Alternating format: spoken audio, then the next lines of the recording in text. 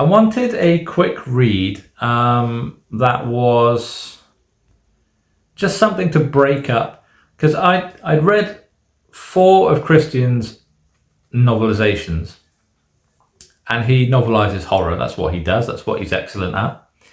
And I just wanted something to break it up before I then moved on to my next book. But I wanted to stay in the same sort of zone.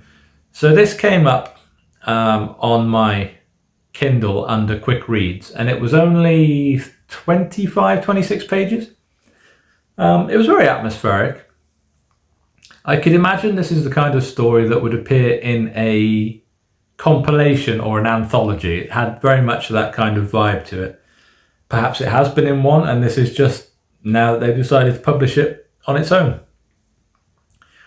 But it follows an old woman who lives in a cabin in the woods, a remote cabin in the woods, somewhere that has a lot of snow, so it's really remote. And she's alone. Her husband died years ago, but every night at 10 o'clock, the door knocks outside, and her husband is asking to come in. Now, every night she goes through a ritual where she locks all the doors and windows in a specific sequence and tests them 7 times each, because 7 is apparently the magic number.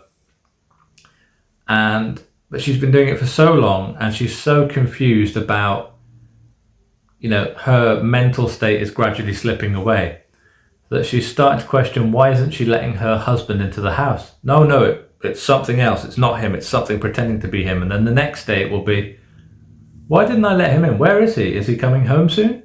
Has he got the baby? And the baby is actually a grown-up daughter that lives away. And it goes on like this, and it starts to heighten when whatever it is breaks its pattern and comes to the door in the middle of the day, pretending to be her daughter to be let in. And that's when things start to slip away. And the ending was predictable, very predictable, but also sad. But yeah, it was incredibly predictable, but it was only 25 pages. So it was a nice read, a quick read, an interesting read. I gave it 4 stars because the atmosphere and the language used to emphasize the isolation that this old woman lived in, but it was quite good. It was an enjoyable quick read, so I gave it 4 stars.